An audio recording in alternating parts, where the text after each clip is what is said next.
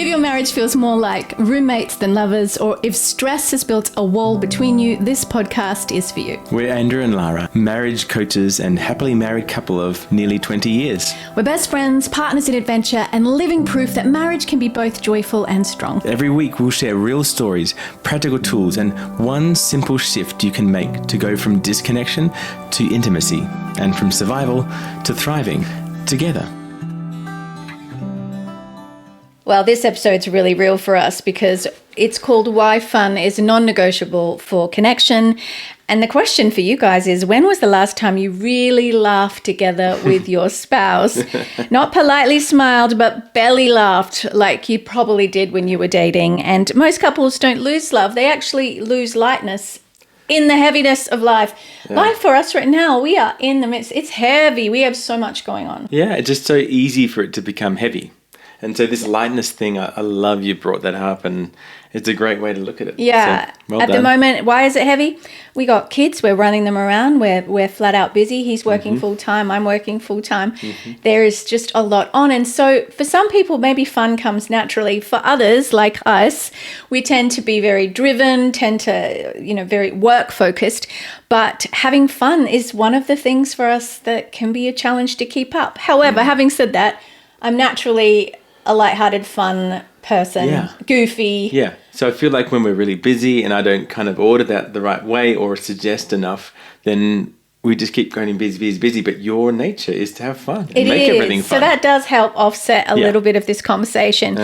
But this week, this is the temptation, guys, that you're always going to feel, is that things like, I have a million things to do, but my kids have just got home. My husband's got home from work. Yes, I need to cook dinner. Yes, I need to do all these things. Yes, my to-do list is off the chart. I've got to go and sit and pay bills. But my son said, do you want to come outside and play baseball with me, Mum? Now, that is key connection time for me because I am all about connection. And if I can have those moments in the bank, it helps with the moments that are challenging around boundaries around devices and screens and things that really frustrate kids and adults. So he's like, let's play baseball. And I'm thinking, I got to go. I need some connection time in my mum bank. Or it might just be you're mega busy at work. You've got so much on your plate. You've got all these extra projects you're doing and you're wanting to provide for your home, right? And your wife just says, I just want to show you something I've been working on all day. And that connection time of take 10 minutes, validate her, give her time, show her that's important and that's wonderful. That is powerful as a man. So it's so powerful. Yeah. So I said yes to the bid for connection of baseball with my son. No agenda, just laughter, and suddenly my stress melted. And the cool thing was, usually it's Andrew out there playing baseball with my son, but I was like, I need to connect with my son this week. Like, I really need some time with him. So I made the first offer. I said, let's play baseball. And he said yes. It was wiffle ball, that softer one. Yeah. And what was so funny is that it's normally my husband. However, he comes home, Andrew comes home from work, sees me out there playing baseball. Like, that's... This is for an actress. Dancer. I'm not that sporty. Like, Dancer, wow. yes. Sporty, no. Yeah. It's usually Andrew, but I'm like, I am out here. And I wasn't as bad as I thought. So you rocked it, girl. It turned out to be fun. And then Andrew joined in. And then my daughter came out and we had a little moment of complete awesome fun. Yeah. Last and we weekend, all found it fun. Yeah. And that is what sport does. For someone I who's didn't know that. non-sporty. And it's just total switch off, Late bloomer. exercise, movement, all this cool stuff. I knew about exercise, but sport, I've never really, because I went to a special dance high school. So I was doing ballet while everyone was doing basketball. Last weekend, we also had a really great weekend. We were actually serving at an event and teaching, my husband and I were teaching a body, mind, heart workshop. And we took the kids and you know what? We ended up just having a bunch of fun. Now, the way we have fun as a couple may be different to what other people's looks like. And I want to define this for you because a lot of people think fun is the big things, the big ticket items, the cruise that you go on, or the hot air balloon, or something big like that. But I think it's the little moments through the day and through the week, integrated into everyday life that don't have to cost anything other than some time. Yeah, and I think you've defined it really well because don't you think, if you think back, the best time is probably when you didn't expect it. Yeah. You thought, this trip we took out in the fall and we wanted to experience the leaves or whatever, and everything was going wrong. So you're thinking, this is the worst trip ever. And then something happened. Yeah. You made it fun, and then you will never forget it. You had the best fun because organically and in the moment it just worked that way. So you can't always wonderfully plan these things, or it's not the thing you put the most money into. It's just happened. Yeah. You've got to allow room for these things to happen. On a spectrum, there are people, we've got friends that are super fun. They have so much fun that they would say we have more trouble with the driven stuff that Andrew and I thrive at. That inspires me, honestly. It's inspiring, but we have other sides that we're really good at. But you'll sit somewhere on the spectrum too. You might be like, we have fun all the time. This is not a thing for us, but we don't really get anything else done. We tend to have the opposite problem. Adventure, we've nailed. If you want to call adventure fun, I think we've nailed that with how we live. But everyday integration of play and fun, we're constantly relearning as a couple. Definitely. A researcher that I've mentioned a few times before, the Gottman Institute, and they're a married couple, but years and years of research and data from what they do. But they say that thriving couples keep about 5 positive interactions for every negative one, and laughter and humor count. So 5 positive to 1 negative is a really good balance, data is saying, in your marriage. And I kind of wonder how much, hence why I said earlier, I needed some data, I needed some positives in the bank with my son in order to offset any of the negative interactions that are just part of married parenting life. Negative doesn't have to be too explosive, right? It can just be little things, right? Oh, just heavier things in the week, like getting your chores done, getting your jobs done, getting dinner on the table, I mean, I could those sorts of count things. in more than a handful of times that something disappointing has happened for my son. But that's life, you know. Yeah. So, Or just for you and I, like it's just sometimes head down, bum up. Yeah. Through the week. This has been a head down, bum up week. I'm feeling the heaviness of that. And that's life. That may be a new term for head down, bum up. Head down. Well, welcome bum to up. my I don't know if I made that up. Maybe it's Australian, but welcome grew to up my with that phrase in Australia, head down, bum for up. sure. For sure. Do you know what's funny though? That I've heard this by a really, really well-known couples psychologist say that in America, the kind of language of how life should look is all about pleasure. It should be fun and pleasure all the time. But life is hard. It's wonderful. It's adventurous. It's incredible. But life is hard. And I think when we have those hard things, we go, something's wrong. It's just life. Yeah. It's how it is. Pleasure is not necessarily my main baseline for measuring whether things are going well in life. But it's important. We need those 5 positives. Yeah, and I think if we can find ways to find more laughter and fun, pleasure, looking at beautiful art. And you had someone who was saying in part of his daily routine would be his morning routine. And I won't go into that. That was his thing. But he would look at art. He would just pull up something on a website, like looking at some fine art. He would listen to something beautiful with music and just take those 3 minutes and listen to it, just to affect him. People think that because their measure is pleasure, that it's the measure of success. Yeah. Gotcha. But I don't use that as my baseline. I agree with that. Yeah. Which means that when something happens, I'm like, it's okay, it's just life. But we always, of course, want to recalibrate to as much pleasure as possible because that's more comfortable for us as human beings and more fun. Fun isn't the prize for fixing life, as some of you may need to hear if you're like Andrew and I. It's what keeps life fixable. It's what keeps those 5 positive interactions in the bank for those things that come up that are hard and that are stressful. That's really good. Yeah. It's not the prize, it's making it fixable. Yeah, exactly. I'll say it again. Fun isn't the prize for fixing life. It's what keeps life fixable.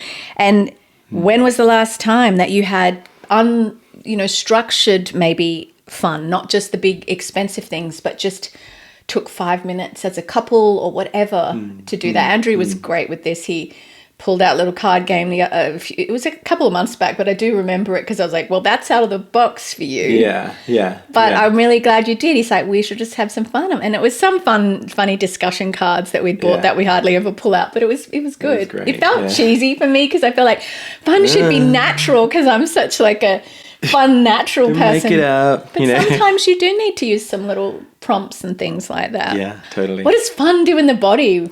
Well, yeah, it's interesting what it does. There's plenty of research about what it does. There's even things like laughter therapy and that sort of thing, but fun and all that sort of jazz. Would be fun. It releases endorphins in the body, and they're quite strong. So even to 45 minutes after a really deep belly laughing sort of experience, you can find a change in your physiology. So it's pretty strong, For those pretty who amazing. don't know what physiology is, what is physiology? Well, it's the way your body works. So it's There you the way that body interacts and the way the systems are functioning and that sort of thing in your body. When couples laugh together and have some deep laughing, literally you can experience shoulders dropping or the jaw relaxing. Oh, yeah. Those sorts of things. So your breathing will deepen. And I see that with patients that I treat, allowing sort of your tension to reduce when they've had some sort of experience where they're able to laugh about something. So it's not just what you're saying is it's not just like a mood thing. It's actually biology reinforcing connection. Mm-hmm. Yeah. Like your body actually is keeping score of the stresses in your life. Fun is helping that biology and it's helping your connection. Yeah.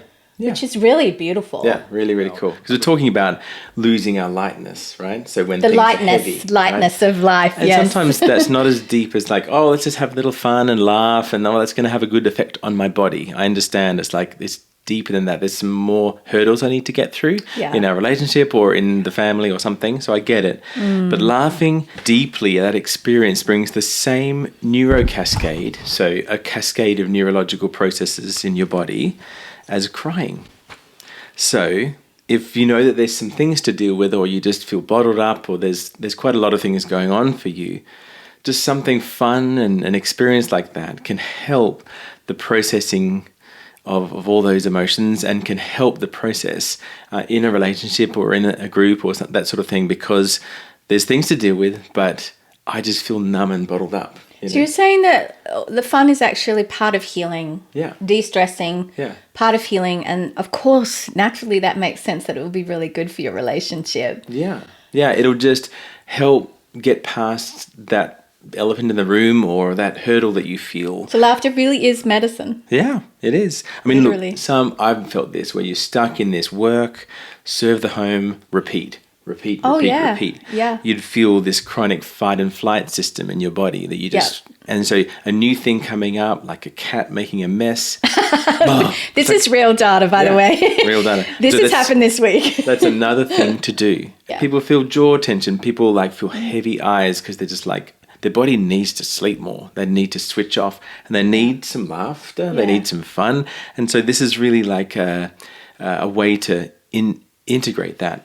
So if these things are happening in your body, it's like that's a very normal process with this busy life we lead. And what I like about what Andrew's saying is that there's a lot of people who struggle with emotional awareness, but as you go into what Andrew's talking about and you start to go, whoa, right now as you're listening to us, what am I feeling in my body? Is my jaw tight? Yeah. Am I breathing light? Does my chest feel anxious and heavy stressed? eyes. Pain in my body? As you begin to go, wow, is this actually, and get curious, you might notice that these things are a result of the stress and maybe not enough fun as we continue to talk about it. So I want to give you a quick 5-minute joy check that you can do. End of day, honestly, what made us laugh today? Ask yourself so that you can go back and remember it. We do this every night with our kids, but we do it like, what was our favorite thing and what we're grateful for. But the favorite thing is something that usually makes them laugh. And if it's nothing, plan for one tomorrow. Take that 5 minutes to go, okay, I didn't have anything that made me laugh today that I can recall, but tomorrow I'm going to plan something. What could we plan together? That would be 5 minutes of fun. Honestly, it's a game changer. So good. Breathe. Move your shoulders, Yeah, as literally Andrew would just say. a shoulder circle, light touch of each other's hands, eye contact. It can just shift you. We're talking about a shift from a sympathetic nervous system state. So that can be as simple as it is. Look at me smiling at you. Do you know why I'm smiling at you? For those on audio, I'm smiling right now. Yeah, and I just felt like I hear you and I agree. And what happens when someone smiles? What if you smile at your spouse for no reason? Yeah. One small smile It's contagious. People literally think it's weird. They're like, what's wrong? Why are you smiling? You're like, because you're awesome. I'm happy and I think you're great. And you're like, and in marriage, we need to create an environment of delight in each other again. A lot of us, because we can get so busy, life can be stressful. And creating that environment of joy, what you give out in your relationship, you get back. So if you're going to give out a smile and you're going to give joy, you're going to help that other person give back smiles and joy and fun to you. You are actually creating an environment that your marriage can bloom in, like a beautiful garden. This week, adventure builds memories, play builds safety. Play is contagious. It creates a beautiful environment in your marriage. One small laugh can change the emotional climate of your marriage. And if you have to plan for it, we've done this, guys, plan for it. Yeah, totally. If you're reaching for something fun, just grab a 2-minute clip from YouTube or some video. Funny cat movie videos. That's fun and funny, and just, show each other. It can be way out of the box. But That's a great idea. It's like, okay, that just makes me laugh, and that's important right now. Yeah, and sometimes that's all people do, and you're like, I'm not doing that. That's all my husband did. But do it together. Do it together. That's a good point. That's really good. Stop the solo scrolling and do it together, guys. Yeah. I do have a lot of, because I look at funny cat videos for my kids, I have a lot of those in my suggested reels. So I can just drop in there anytime. But I need to bring you into that fun. Don't forget, guys, at andrewandlara.com, we have a free 3-minute marriage reset. It's actually something for the body, the mind, and the heart. It's 3 minutes a day. I recommend doing it like medicine to bring in just more connection in your marriage. And share this episode with a friend, please. It would be wonderful. And plan for some micro fun, little moments of fun. Find something. This evening. Yeah. All right. Thank you so much for joining us, and we will see you next week. Thanks for joining us on Marriage, Intimacy and Healing. Remember, connection isn't about perfection. It's about showing up. If you want a quick way to feel closer tonight, grab our free resource, The 3-Minute Marriage Reset, at andrewandlara.com. We'll see you next week. And until then, keep choosing each other every single day.